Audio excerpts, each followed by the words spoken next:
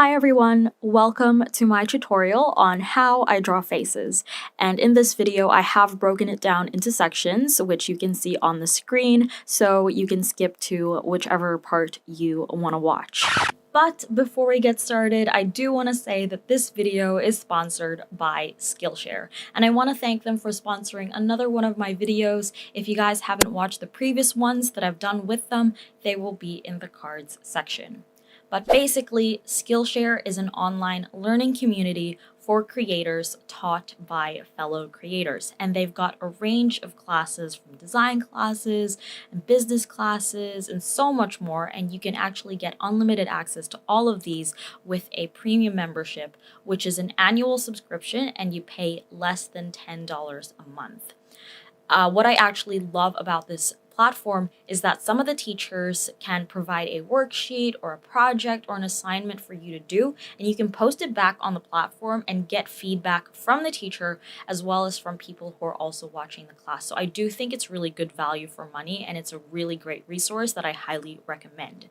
And because this is sponsored by Skillshare, you guys can actually sign up using the link in the description box to get your 2-month free trial of their premium membership. I will also list down in the description box some Skillshare classes that I found helpful that you can hopefully watch along with my very own tutorial, because I do recommend learning from as many resources as possible, and Skillshare is definitely one of them. And once again, they are all in the description box, so please check them out. Now, moving on to the tutorial. Let's start with drawing the head. And I like to use two main shapes, the first one being the circle. And the size of the circle that we're going to draw pretty much defines the size of the head. So the smaller the circle, the smaller the head. And the bigger the circle, the bigger the head. And the next shape is the inverted triangle. And the height of this triangle actually defines the shape of the jaw that we want to draw. So for example, for a pointy jaw, we'll have to draw a tall triangle. However, a square jaw is a short triangle. And the next thing I like to take note of is the distance between the circle and the inverted triangle, because changing this distance can help us create a range of face shapes, such as an oval face shape, a square face shape, and a triangle face shape. And there are actually 3 main combinations that I like to use, which you can see on the screen, but for the demonstration I will be using the first combination and the most common one.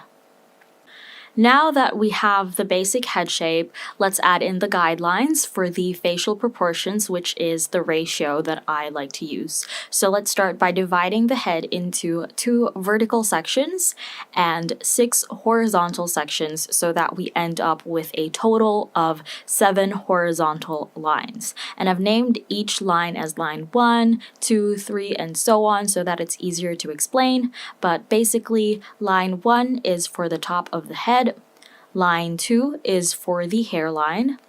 Line 3 is for the eyebrows. Line 4, which is the halfway point of the head, is for the eyes. Line 5 is for the nose. Line 6 is for the mouth. And lastly, line 7 is for the chin. Now that we have the guidelines, we can start adding in the facial features, starting with the eyes. When drawing the eyes, I like to start with a basic leaf shape on line 4. And the height of this shape can determine how big or how small the eyes we want to draw. I also like to take note of the outer point, because changing the placement of this, whether it's a little bit higher up or a little bit lower, it can give us a range of eye shapes, such as an almond eye shape or a downturned eye shape. And the next shape that we draw is the circle in the middle, which is the iris. And of course, when you move this to the left or to the right, it indicates the direction of the person's gaze. And then we also have an arch above the eye to indicate the eyelid or the crease of the eye. Now, the distance of this to the eye gives us a range of eye shapes once again. So for example, a monolid or deep set eyes. And also changing the angle of this can give us either upturned eyes or downturned eyes. And the last thing I like to take note of is the distance of the left eye to the right eye. Normally, this distance is another eye. However, you can draw the eyes closer together for close-set eyes or further apart for wide-set eyes. When drawing the eyebrows, I always draw it below line 3, and I start with a simple arch. Then I make one side thicker than the other. That's basically it. However, changing the height of this arch can either give us a nicely arched brow or a straight brow. When drawing the nose, I like to start with a circle just above line 5, and the size of this circle can give us a range of nose shapes. So for example, the smaller the circle, the pointier and narrow the nose usually is, whereas a bigger circle creates a wider and rounder nose. I then draw 2 arches for the nostrils, and the height and angle of this arch can also be changed for a bit of diversity. I also like to draw 2 more lines that look like the letter C to complete the nose, and the final touch are 2 lines for the bridge of the nose. So it connects down from the eyebrows to the circle that we drew for the nose. And you can draw this as light or as heavy as you want, depending if you want this to be way more pronounced. When drawing the mouth, I start with a basic leaf shape with a V cutout on top and a line in between. And I draw this on top of line 6, and the width of this is normally wider than the width of an eye. But changing this width basically gives you either small lips or wide lips. And then changing the height of this shape can actually also determine how large and plump you want the lips to be or how thin the lips are. And then, of course, you can alter the shape to create a more realistic look of the lips. When drawing the ears, I like to start with a line that looks like the letter C. And the degree of this line's curve pretty much determines the size of the ear from the front view. So some people do have ears that stick out, so that will be a very curved C that we draw, whereas some people's ears don't really stick out as much, so the curve of the letter C that we draw isn't as pronounced. I also draw like this random looking line for a very simplified look of the ear.